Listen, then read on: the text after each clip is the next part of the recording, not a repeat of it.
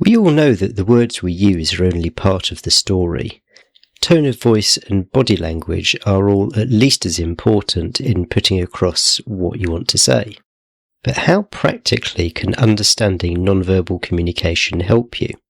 What should you look for as you interact with other people, and what should you do better to get your point across? That's what we're talking about in this week's episode. I'm Jeremy Klein, and this is Change Work Life.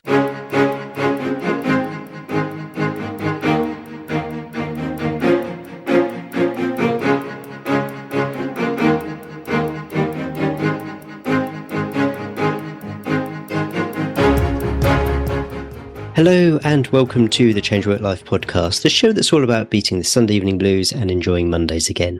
I'm a career coach. You can find out more about that at changeworklife.com/coaching. And in each episode, my guests and I bring you tips, strategies and stories to help you enjoy a more satisfying and fulfilling working life. When you walk into a room, how much are you saying before you even open your mouth? What's your posture telling the other person? And just as importantly, what are they telling you without necessarily realizing it? This week, we're talking about nonverbal communication and body language and how you can take advantage of it in high-stakes meetings like job interviews and performance reviews. And my guest to help us explore this topic is Linda Clemons, top body language expert and author of Hush, How to Radiate Power and Confidence Without Saying a Word. Linda, welcome to the podcast. Jeremy, thank you so much for having me. I'm so excited to be able to share with your audience today, specifically on a subject that's so dear to me. And what's important about this subject, we all possess it. Nonverbal communication, aka body language, is actually our first language. As babies, when we were born, you're not able to utter a word, form sentences. You made sounds, you cry, you got fussy, you made your demands with your little hands and your little feet. So body language is primitive, and it's innate. It's part of our limbic system that sends out signals to other brains because other brains talk to each other. And for those that are listening, if you could recall a time that someone who was special in your life, friend, partner, spouse, children, or someone, and you ever been in a situation in the room, someone said something or did something, and immediately a thought came in your head, and you looked at the person sitting beside you or across you, and you just simply start speaking to them without saying a word, with your facial expressions or giving with that eyebrow raise. I call it, The Rock, when he raises the one eyebrow, like, that was interesting, or something that surprised you. You may do an eyebrow flash where both eyebrows will go up, but you didn't say a word. The moment that the stimuli or whatever that thing that happened at the moment, you thought something and you happen to look at another person and we're thinking the same thing, right? And so it's primitive. It's the thing that we use to be able to open our arms, embrace someone, to expose our palms, to let everyone know, please, I'm open, come into the room. When I say into the room could be the doors of your heart. So body language is critical. It really is. It's one of these things that I feel like is talked about a lot, and there are received wisdom. So I think I read today that something like 93% of communication is non-verbal, and that was a combination of body language and tone of voice, and only 7% was the words actually used. How true is that? Because there's a lot of these things which you hear something and everyone assumes it's true, but I quite like a little bit of science backing all this up. Absolutely. Well, think about this. Someone is always out there, a great mind that's doing a study. And the numbers and the data that you're speaking of is talking about the communication theory. And that study was done well over 50 years ago out of UCLA by Dr. Maharabian. And it was, I believe, in close proxemics and just watching and observing how people interact in different situations. And according to his study, now there are different studies out there, but this was a groundbreaking study. Paul Ekman, and we'll talk about that. He did his study on micro expressions and the emotions. But Dr. Maharabian, in his study and in his work, stated, and what his findings now, that at that particular setting, that words were 7% of our communication. Now, we're in a day that, you've got great speakers, great orators that can get up and present. Winston Churchill, but words were powerful. And the late Dr. Martin Luther King and Mandela, where they had words to move the soul, the spirit, the mind, the nation, or the world. But those are the words. And his study said it was 7%. My question is that in reference to the words, what if we don't speak the same language? Now that percentage is gone. But even more importantly, to your listening audience, if we just concentrate on the words, I want you to think about this. You've got the statistics according to his study, but I want you to ask yourself this question.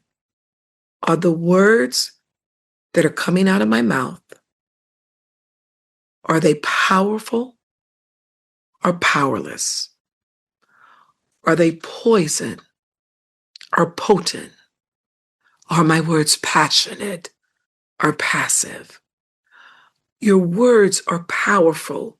Every actor, when they get the script, they have to read the words to see if they could connect and resonate with the words. Saying the word cancer, I read something that saying the word cancer is feared in over 12 languages, meaning the moment that the doctor comes into the office or to you and speak to you and says, I've got some news, just that word, cancer.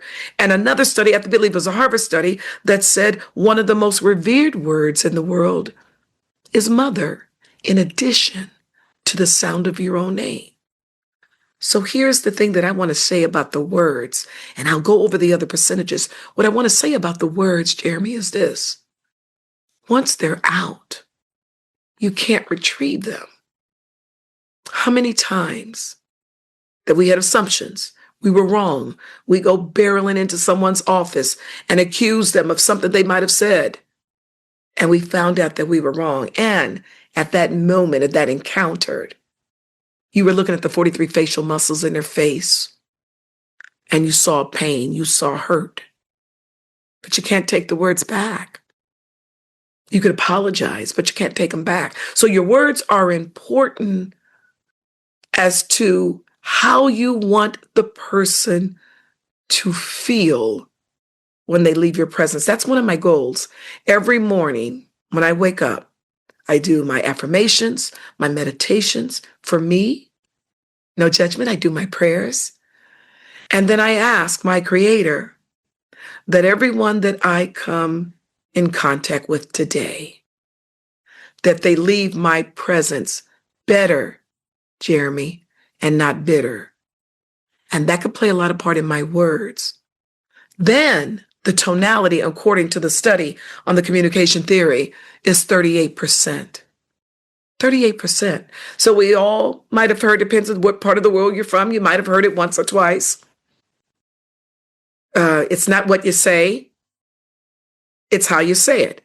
Now, I've heard that too, but I've got a new twist on it. It's not just what you say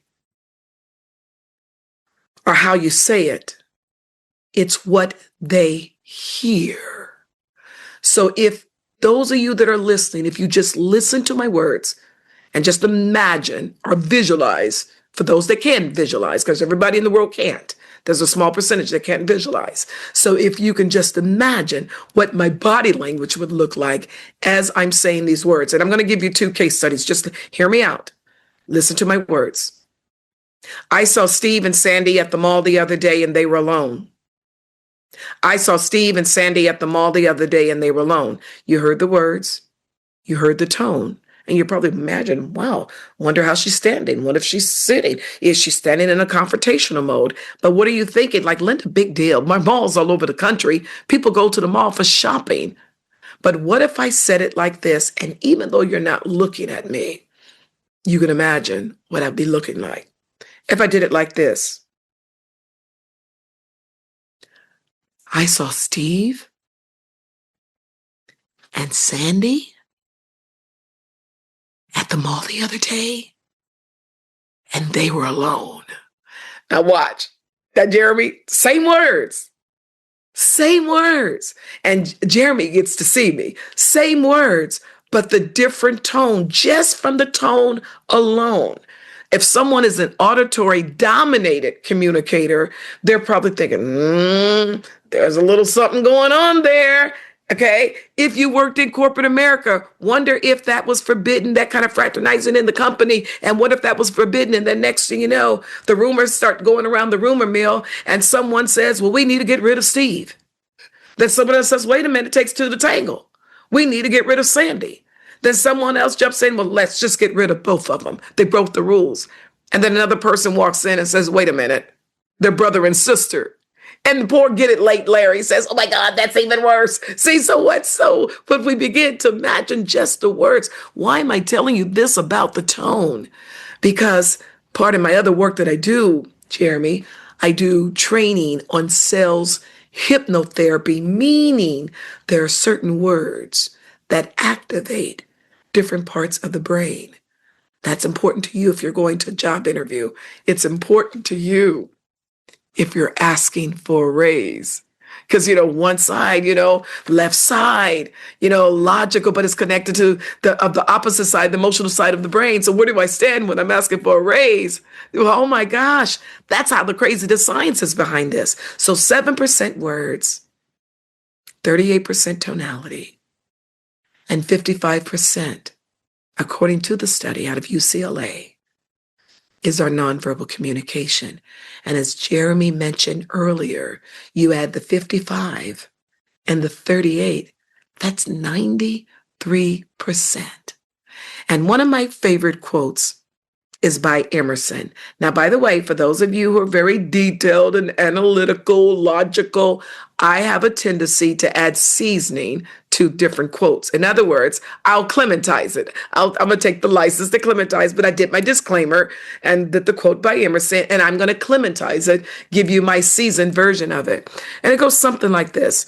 I cannot hear what you are saying, because who you are being is getting in the way. Jeremy, is that powerful? I cannot hear what you are saying because who you are being is getting in the way. You might have heard the phrase, action speaks louder than words. If my late granny was alive, she would say this all the time. I hear you talking, but I don't see you walking. So if your words and your tone and your nonverbal are incongruent, if all three, here's a soundbite for you. If all three don't agree, what are the three? My words, my tone, my nonverbal. If all three don't agree, then there's a disconnect in the message between you and me. She says she's happy to see me. He says that I want to work the marriage out. The interviewer said, we'll give you a call.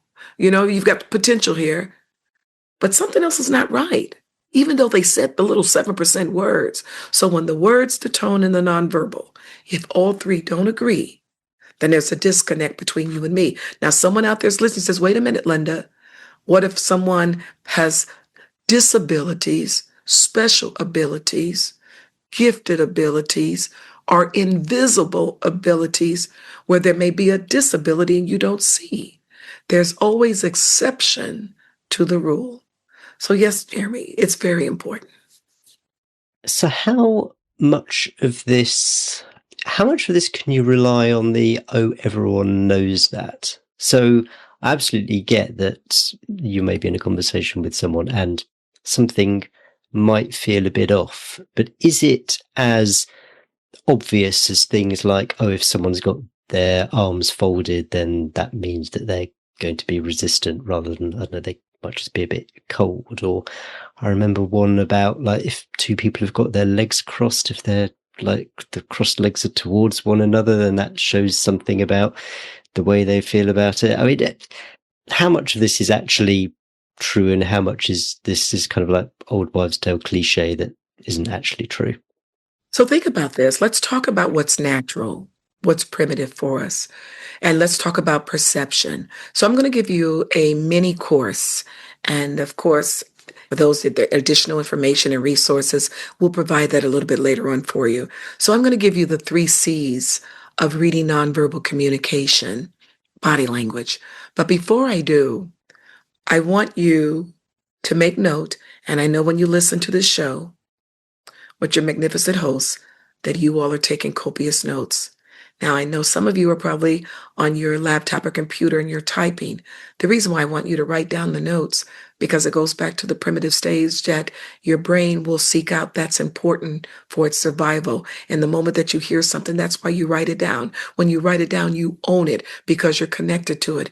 When you are typing, you literally can do it being disconnected because you have muscle memory when you're typing. So when you write it down, you own it because you are beginning to process and internalize what's said to you. That's your little homework. Write it down. So in reading nonverbal communication, for those that are out there listening, I want you to write down this word and I want you to think about what I'm saying. Baseline. B as in boy, A as in apple, S as in Sam, E as in Edward, line, Line. Think of baseball, but baseline. The FBI or CIA may call it norming, not normal, but norming. It's a person's normal state of mind. It's their normal behavior. It's their base. It's who they are without any stress or any other stimuli that takes them off their base. So, for example, if your base is lying there sleeping on the couch with your feet up and someone comes in and yells, you're going to jump, or they move your feet, they took you off your base. If they move, get your feet off the couch. I can hear my mom, get your feet off the couch. They took you off your base. So a baseline is a person's norm. It's who they are under normal circumstance without any stress. I'm going to elaborate on that a little bit more. How many of you that are listening have children, either little kids, grown kids, or I'm going to make it easier so it'll relate to everyone. How many of you ever been a child before? Okay, so that relates to everyone. So just imagine you have a little child that comes home from school. They have a routine. They take off their backpack. They go to the refrigerator. They get a little snack, go do the homework, or perhaps get on the computer, play games. What if the child, that's their routine? You know, every time they come home from school, you even know the time the bus comes. So I'm going to say little Linda, little Billy, whoever, they do it on a Monday. Okay. Tuesday, same routine. Wednesday comes around. Okay. I mean, that's the base. The kid does it every day. Then all of a sudden on Thursday, he doesn't do it or she doesn't do it. As a matter of fact, the child comes into the house, goes straight to the bedroom, shuts the door. Now, immediately when that happens, you go like Scooby-Doo, huh? Okay, you go, Now remember that happened on Thursday.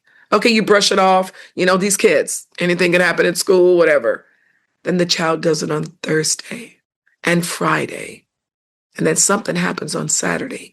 So what you just noticed, without any science, without anything, that your child was off base.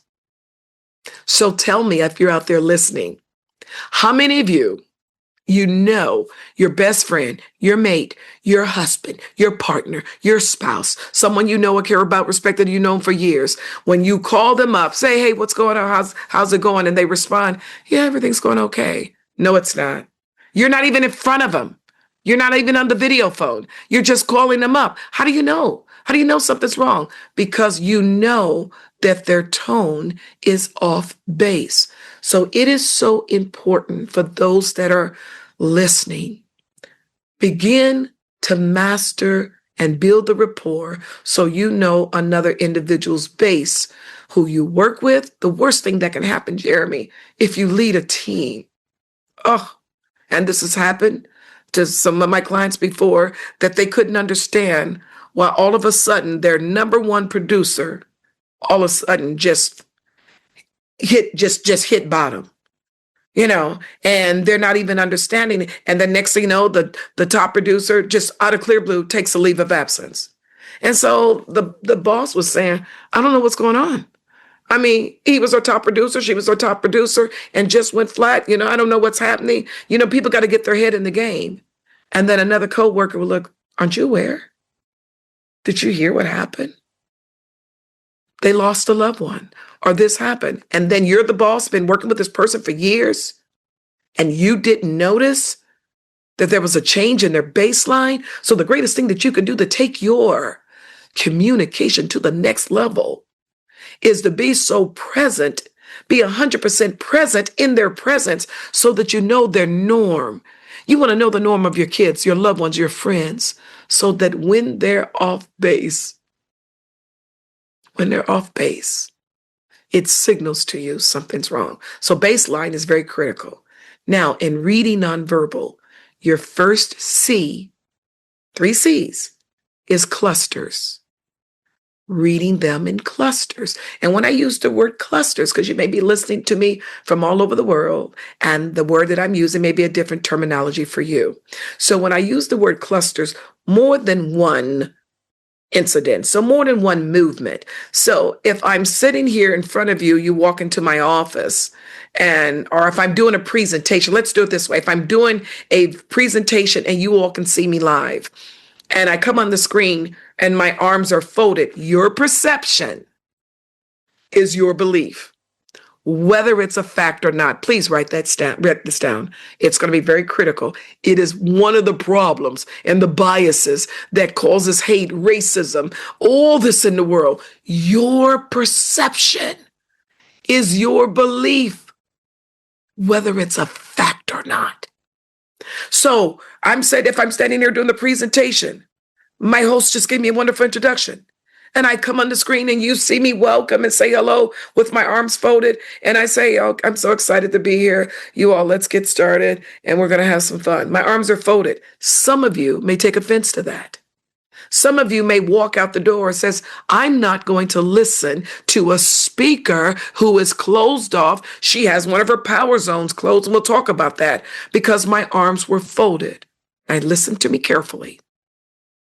Your perception is your belief, irregardless of whether the facts prove you different. Watch. So you walk out of the room because you don't want to hear the speaker because they're closed off. That was your perception because their arms were folded. And here's what you missed. I start rubbing my shoulders, making that sound. Next thing you know, my assistant brings me my shawl, my sweater, a scarf. The rest of the audience says, oh my gosh, I thought she was closed off. But the woman's cold. So here's news alert, breaking news. No longer is it just your gender that you may be judged. No longer if it's the color of your skin. No longer if you choose who to love. No longer if you choose what to believe, your faith. No longer whether it's the school you go to. No longer is it your neighborhood that you live in. No longer is it the kind of job that you work at. Linda, are you telling me that this news alert is that I can be judged by my movement, my body language? Absolutely. Because if you were the one that was thinking, or you were the one that might have walked out of the room, because as a speaker, I folded my arms. And you didn't notice that when I folded my arms, there are different ways. That when I folded my arms, I had both of my hands under my arm, because when someone has a tendency to be cold, they'll put their hands under the arm versus gripping the forearm. And we haven't even talked about the grip, the hand grip, the tension. But because you didn't stick around, you judged me on the first movement. So when I say, watch for more than one movement, that's what my master students, I teach them to come all over the world. We go to art museums. We go to the courtroom. I have them sit at airports. We go to malls. And they begin to take note and watch dialogues. We go to restaurants to see who's enjoying themselves or in the conversation, or if there's tension going on. But to be judged by your first movement. Wow, think about this. Even what we wear is part of body language. Some of you are probably using a device created by the brilliant mind of Steve Jobs. Hear me out. I had a chance to share the stage with the other brain who had to build it, his partner, Steve Wozniak. And I've got my picture with him. We shared the stage. And I got to tell you a quick story. He said to me, wow, your standing ovation was bigger than mine. I says, your bank account's probably bigger than mine. So we'll call it even, right? But let me tell you, hear me out. you honor, respect the brilliance of Steve Jobs. But to be honest with you, and it's been documented, he wore the same thing every day, the sweatshirt, the jeans, and word had it that he quite often didn't take showers. Who am I to judge? The brilliance. But if he would have walked in to the room to a meeting, because that was his uniform, part of his brand, that casualness was part of his brand. As a matter of fact, the legend says that he wanted all his leadership to wear it. They said, we're not wearing the same thing every day, okay? So, but if he would have walked in, and ladies and gentlemen, our speaker, and you did not know this man, the first thing for you visually dominated people is this: does he not know this is a professional business conference? Did anybody give him the dress code? So even what you wear, we often are judged. And then it was later on that you realize, oh, one of the most brilliant minds in the world. I have an I something, iPhone, iPad, iTunes. I have an I something. How dare, because we judged off what we were stimulated by, the visual. So please watch for more than one movement. Linda, can you give me another example? Yes, I will. Glad you asked. So here's another example. You're in the interview. You're one of the final candidates. You walk in. The interviewer extends his or her hand, open palm, and says, have a seat. And then you begin to have the conversation, and the interviewer is leaning in, hanging on to every word that you're saying, every word. Then all of a sudden, a question was asked. You responded. And the interviewer, Jeremy, went from leaning in and forward. Please make a note of this. We lean towards things that we like, curious about, have an interest in, are intrigued about, and away from things that we don't. And all of a sudden you responded to a question and he moved back or she moved back. Have you heard of the term, I was taken aback? Something that was said or you responded to took him back. Now, it'd be one thing if he was taken aback like, wow, you and I both know Charlie? You and I both know? But what if he was taken aback with the body language and folded the arms and shut the door, shut the physical door to his heart? That's a power zone. Wow. And then you're thinking, okay, I'm not sure about this or not. I think this is going sideways. And that was because of the first movement. He was taken aback, so he sits back in the chair. First movement.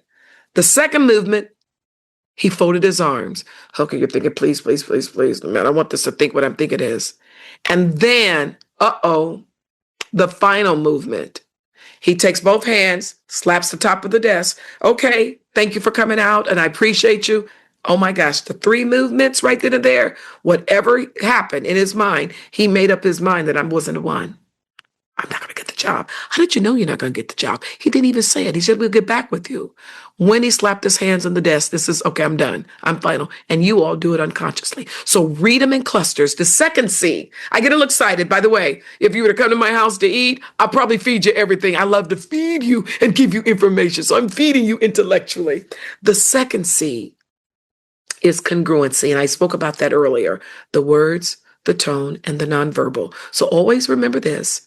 Sans the exception, if there's a special ability, a disability, a possibility, or invisible ability, that just keep in mind, there's always the exception to the rule, if you will. We're talking about the rule. But it's making sure that the words and the tone and the nonverbal agree. How many of you ever had a mother that said, when they wanted you to go somewhere or you were going to visit some relatives or you're going to do something and I don't want to go. And you're saying, I don't want to go. And your mom looked at you or your dad says, look, we're going to go over your Uncle Harry's and Aunt Mildred's and I want you to act. Notice what they would say. Now, Jeremy, they didn't say, I don't want you to say that you're happy to be there. I want you to act like you're going to be there. You have to have parents that would say, act like you got some sense. What does that mean? Act like you got some school. And my granny would say, what did the money we paid for? Act like it. That's how strong that is. So when the words and the tone and the nonverbal are incongruent, it sends a message that something's up. And for those of you that are in sales, and you are mastering the art of persuasion. That's one of the things that you want to observe, is that when you do your needs analysis, your discovery, and you're asking questions, and the response is to be aware if their words and the tone and the nonverbal match. Okay. And so that's the congruency. The third C is the context. Have you ever been in a situation like, hey, a hot sunny day, and you say to your friends, let's go to the beach?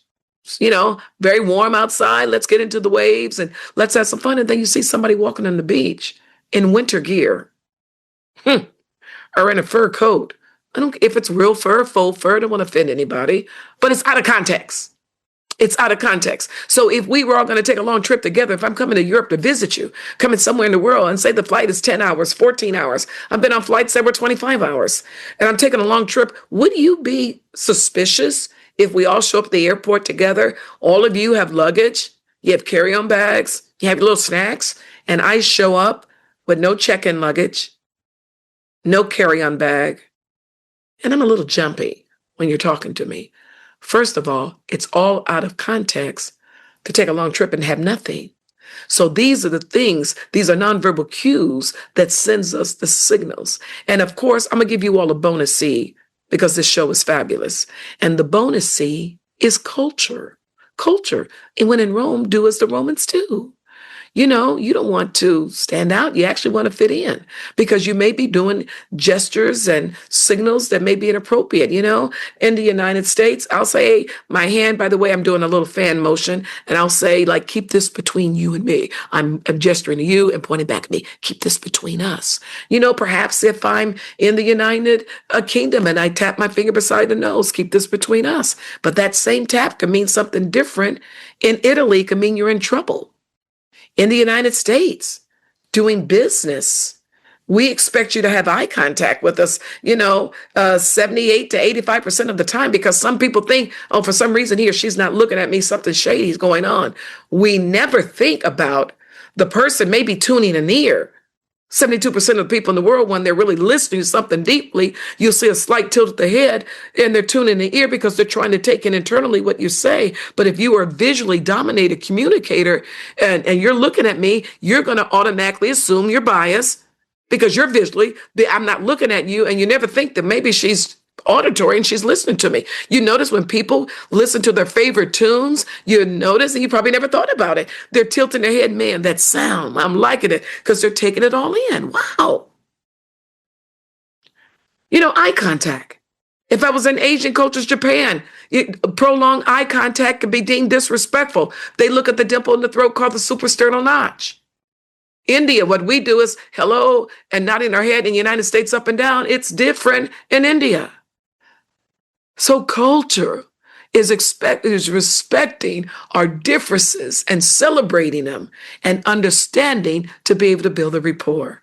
That was a lot of information, wasn't it, Jerry? You probably, those listening, probably think, where did our fabulous host go? Did she hijack a show? No. So there was a lot there, which is absolutely great. I love the feed. I'm very keen on keeping things simple, and I'd like to give the listeners either one takeaway or one thing they can work on. And I've kind of got a menu of 2 items in my head that they can try following this conversation. The first one is make an effort to pay attention to the body language of other people. And the second is to be more aware of their own body language in the context of everything that you were just talking about. If someone listening has to choose only one of those to begin with, which one would you suggest? Well, they're both equally important. And you may have to ask yourself, if you were to choose, to thine own self be true, ask yourself, what area that I believe that I personally need to work on? Do I need to work on an area when people say that every time they're around me, you never listen, you don't pay attention to what I do? Then you may have to level up your EQ and work on your observation skills and your listening skills and be 100% present in another person's presence. The other area is that we all have habits that we do. We have cycles of the habit. There's a wonderful book that I'm going to recommend for you all for your library, but it's so difficult for us to see the picture of who we are because we're not walking around with a mirror all the time. It's very difficult for some people to see the picture because they're stuck in the frame. And someone may say to you in a meeting, I noticed that every time our director gets up to make an announcement, do you realize that you exhale like you're exasperated? Do you realize that you roll your eyes? No, I don't. But do you realize that you get defensive every time someone brings this up to you? But you do. Every time we have meetings and someone says something that you do not like, you do lip compression. What are you talking about? You're doing it right now. You compress your lips together because it's like you're holding back and you want to say something and you do an eye roll. Our habits, both good or bad, are so ingrained in us, Jeremy, that sometimes we don't realize we're doing it because it's second nature. So you have to ask yourself, talking to my friends, talking to my coworkers, talking to people whose opinions that I really trust and value. And if I say to them, what do you think I should work on? Well, if you want to move up in the company, one of the things that you need to work on is to make sure that you listen. I know you're lightning thinking and your patience is a little short. So sometimes during the meetings, when people are explaining stuff, you cut them off. No, I don't. You just did it right there. See, sometimes people don't realize that they're doing that. So both of them are equally important, but you have to assess internally within you, what is the one thing that resonated because you presented it to the audience? When you said that, which one resonated with you the most? For me, observation is key. Observation is key for me personally because of what I do so that I won't misread or prejudge someone. Jeremy, it happened to me. I was guest expert coming into a company and I'm walking in and I was well dressed, suited up for the occasion, very professional, and I'm a woman. And when I walked in, one of the guys has said, my briefcase was already there. So when I walked in, for some reason, one of the other people who didn't work for the company, that was just coming in from another company location, said, "Can you get me some coffee?" He thought I was, I didn't react, but I said, I think they have some out there. I'm here for the meeting. So I didn't react or respond, but it happens quite often because of people and their biases and what they judge. So the observation, he didn't take time to realize that, I'm sitting, there's my briefcase there, professionally dressed, coming in, and he was embarrassed later on when he, asked me for apology. He said, "I apologize." He said, "I didn't know that you are a presenter." But what difference does it make whether I was a presenter or anyone? Go get your own coffee. You see, so observation for me is key because I'm looking at the stakeholders in the room. Some of you may be have upcoming interviews where you're not interviewing one-on-one. You may have a panel interview. And that individual on the panel may have their eyes set on another candidate, but they acquiesce and they, of course, took the interview with you.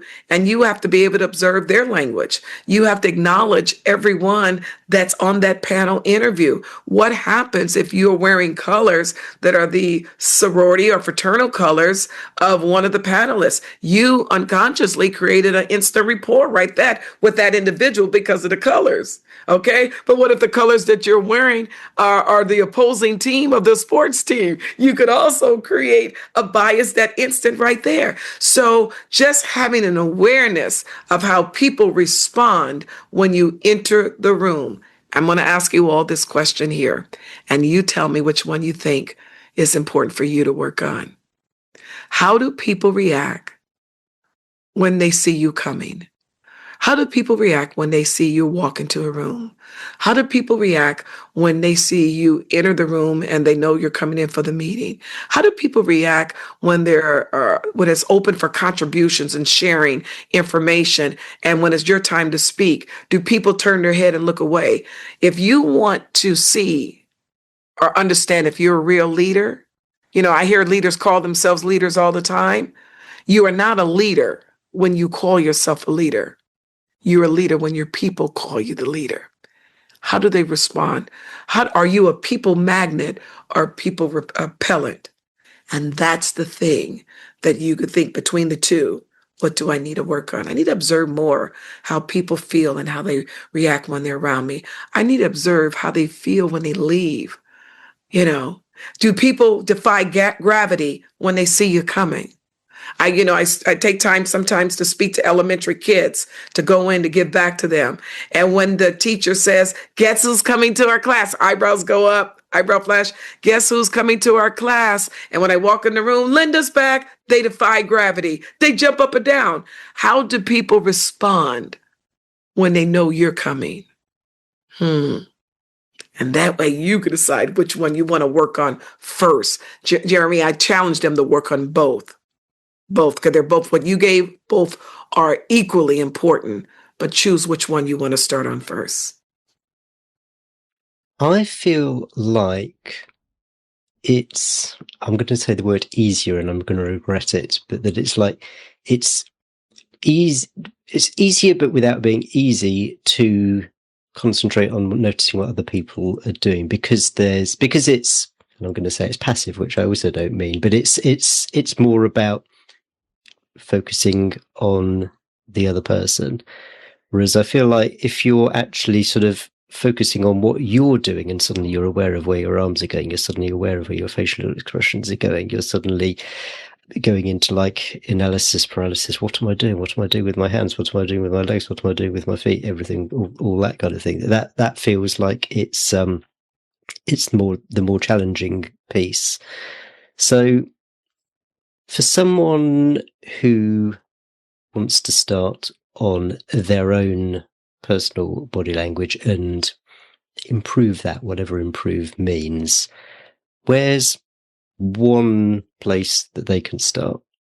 Absolutely. So I wanted to the listening audience, one of the just from looking at Jeremy's body language, because I get to see him, I know that he's a great coach, and let me tell you why. He's an exceptional listener. And that's and his observation skills, because he's patient in listening. Me being his guest and just looking, I'm able to flow because he allows me to do that. Now, why am I'm saying that? We are in a world right now where someone says that we have the patience of a flea. Our mindset, we're not thinking about anything or anyone else. It's a fast-paced world. It's a drive-through world. And how often do we take time to be fully present and listen to someone and really listen with empathy, compassion, with seeking to build rapport? How often do we do that? Because we're always busy. Even the videos and everything is short, short, short because of the attention span. And so that's one of I believe one of your greatest talents, Jeremy. But to answer your question, if I could suggest, if anything that you could begin to work on, and I like to give homework, if you don't mind. I like to give homework. If you are someone who does presentations, you're a speaker. If you are someone who coaches, if you're someone that's preparing to go for an interview, have someone do a mock interview with you.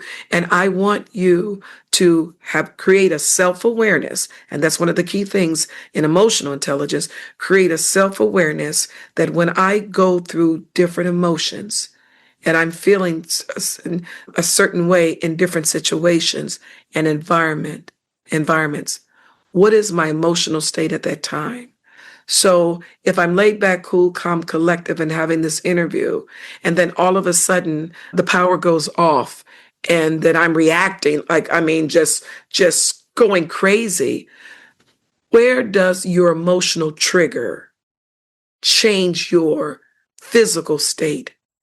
And are you aware how emotions transfer over and how the other person can pick that up? That can change their emotional state as well. So that would be the first thing, is become self-aware of your emotional state and how it impacts your physical state in the way you react, whether you move and the way you interact with others, even the way you sit and the way you engage. How does what I'm thinking, here's a soundbite for you. Whatever I think, I ink. Think of ink, I-N-K. And when I say ink, meaning it's written all over your face and your body language. So the moment you think it, you ink it. So here's something I want you to think about. Whenever you have the opportunity to interact with folks, and it's going to be easy for you if you're committed to it. And it could be a situation in a meeting, could be a little confrontation that's going on, and you happen to be the meeting. You're the observer. So you've got to ask yourself, or you're the third party, you've got to ask yourself, how am I observing this situation here? You're going to choose one or three so you can strengthen your skills. Because I don't know, I'm not going to take sides as of yet. I have to understand what's going on. I'm going to be the observer. So you're going to be in observer mode. And observer mode, you have to give it equal balance. So if you're in that meeting, you're hearing what every stakeholder is saying, you're listening to the two that are having the conversation, you're observing their vocal tone, you're listening to that, you're observing their body language, you're observing who's giving in, who feels defeated, you're observing everything because now you're in observer mode. Now you have to do it now and turn off the bias. Because if the two people that are having the conversation, if one of them is your dear friend or someone you have an emotional connection to, your bias will cloud your judgment. Does that make sense? So you want to make sure you're going to say, okay, bias, take a break, go to lunch break. You're going to have to be suspended for a moment because I've got to give equal footing here. So that's observer mode. The other mode is you're new in the company. And this thing goes on because it's part of their culture. Everybody kind of like debates, and you're probably an introvert and thinking like, oh, I really don't like confrontation. So you may have to be the student. You may have to be in student mode. What student mode does, you're leaning in, you're watching the players, you're learning the rules. How does it work? How does it go? This is the culture. Every major company has a culture. Walmart has a culture. Google has a culture. Every company has a culture. And that's why people have to get in and begin to acclimate. But understanding so you know the rules, write this down, rules of engagement. You're the student. But what if the stuff that's going on, the conversation that's going on, the debate that's going on, and now here's the role that you can play. You are the teacher or the expert. That's why they brought you in. That's why you're in there. And I guess what the teacher and the expert does, and this is very, very critical, is that all the parties that are involved, let's say 3 people are having this heated conversation. I'm just throwing out some names here. Let's say Linda, Jeremy, and Sam. Let's just say that, Linda, Jeremy, and Sam. As the teacher, the expert, if you will, now you're in that different mode. I have to listen to what Jeremy is saying. I have to observe his body language and how he's passionate and feels about it. I have to listen to what Linda's saying. I have to listen to what Sam is saying. So as the teacher, here's the most powerful level that you can take your communication to the highest level verbally. You go like this. You institute what we call information confirmation. Please write it down. Information, confirmation. And it goes like this. And because now they're all looking at you because they're trying to think, tell them, Linda, tell them, Jeremy, tell them this. They want you to take the sides. They want you to take the side, but you're the teacher. You're the wisdom. And so you'll say, Jeremy, what I hear you saying, what I heard from you is this. And then you repeat back. Jeremy, what I heard you say was this. Da da da da da da da da da da. And you can even add, and I believe you may be feeling this way because. So what I'm doing is I'm acknowledging the emotion and the passion about his commitment and conviction about what is said. And I'm saying to him, here's what I hear you saying. And then at the end, I'm going to say, Jeremy, did I get that right? And what Jeremy's going to do, oh my gosh, somebody's hearing me. Somebody gets me. Somebody gets me. Now the other two are thinking, she's taking Jeremy's side. Then I'll go to Sam. Sam, what I heard you say and your point of view, and I go over what Sam said. but I do it in a way where I'm not repeating word from word. I'm adding the emotion and the motivator and the triggers and all that he said to let him know that he was heard. Sam, did I get that right? And Linda, what I heard you say. Now, I'll do all that. Guess what I just did? I was able to calm and take the fire out of the room. Guess who has their attention now? The teacher. You, the expert, the one they brought in. I was able to manage their emotional state. Now, here's what I recommend. Here's my suggestion. I would like for all of you, watch what I'm going to do now. Listen to what I'm doing. I would watch for all, I'm asking all of you, have you considered this? And then I bring in my expert recommendation. But you notice how I did it, though, Jeremy. I acknowledge each one because otherwise, if I'm watching their body language, and I know you probably felt with the one person that closed their arms because it was the context in which they closed their arms. They weren't cold because they were heated. Temperatures were rising. So when they folded their arms, and you probably think that sometimes you feel shut out because I saw the movement. So it's very, very important. I get excited. This has I mean, been look at our amazing. time. Look at, oh my gosh, where our time is going. You mentioned that I think you phrased it as an addition to people's libraries. So what was that? I read about 3 to 4 books a month. And one of my mentors had always shared with me, Linda, you can't lead if you don't read. So I love to read and learn, and I like to stay green. There's a little saying for you: when you're green, you grow like a piece of fruit. When you're green, you grow. When you're ripe, you rot. Stay green. Continue to learn.